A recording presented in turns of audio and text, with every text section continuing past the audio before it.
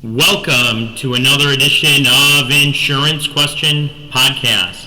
Today is June 13th, 2022. My name is Eddie Bednarz. I'll be your host today. My partner, Chris Switek, unfortunately could not be with us today. So I'm going to keep it to a subject that we get asked over and over and over again.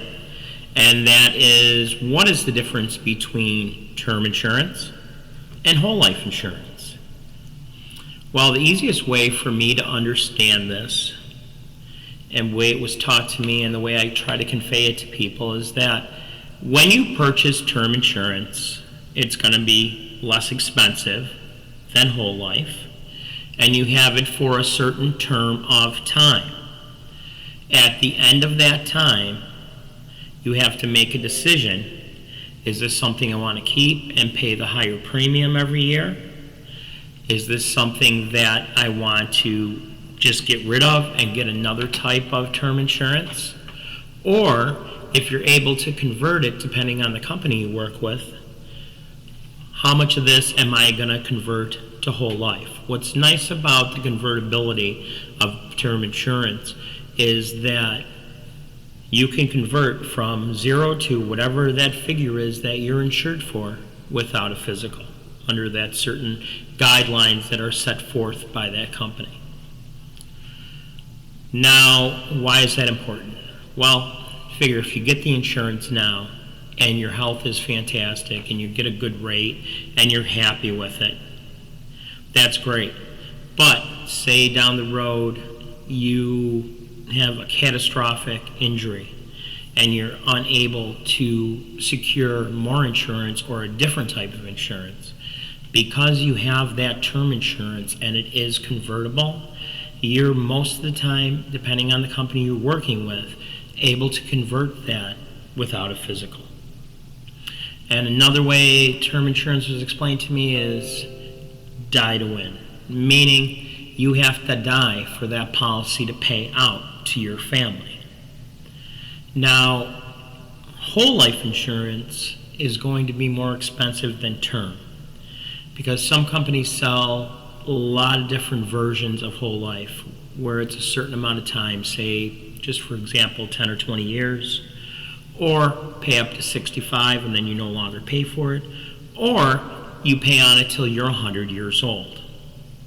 And the thing with whole life insurance, it was explained to me, number one, it's permanent, and the longer you live, the more money you make, because you are making dividends off your policy. You're actually making more money with your money, okay?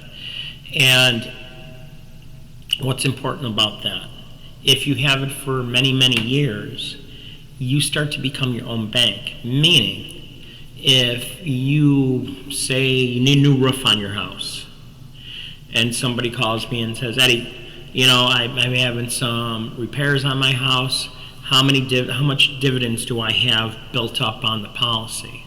And I'll say to them, okay, Bob, Joe, Sally, you have about $15,000 built up from all the dividends that you've made from the insurance company. How much would you like? They say, well, I need $10,000, so I'll get $10,000.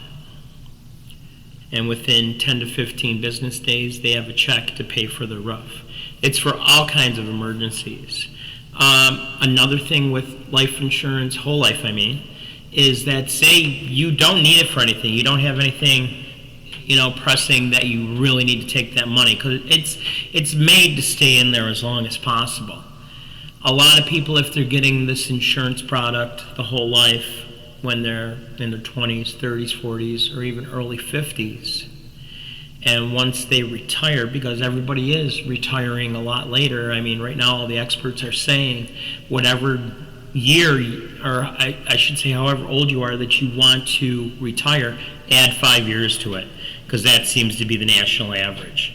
So say, I remember a gentleman that had insurance since 1971, and he finally retired. And when he retired, he had about $65,000 built up on all his dividends. What's nice about that is you have a choice you can make. You can either leave it and then down the road maybe you need it, that's fine. You could take it all out if you want to and go on a real nice trip or buy a car. I'm sure cars will be a lot more than that when I retire. Or you can set it up as supplemental income for your retirement. What does that mean? Basically, they'll come to me and say, okay, I have $65,000 built up in dividends. I want to start getting $500 a month. I'm just picking a number out of my head. It could be any amount. And what they do is we fill out paperwork.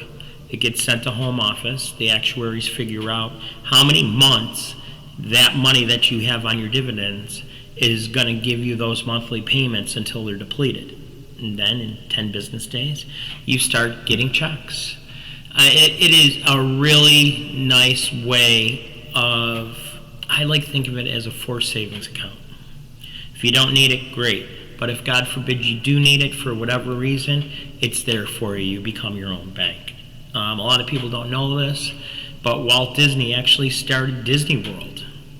Disneyland. He couldn't get any investors, so he cashed in a lot of the dividends on his insurance policies, and that's how he started Disneyland. It's a crazy story, but it's true. I'm going to keep this really short today. If you have any questions or concerns, you can DM me on many of our websites that we have, or you can actually reach out and call me at 716-541-4118. This is Eddie Bednarz, and I thank everybody for listening. Until we meet again, stay safe. Take care now.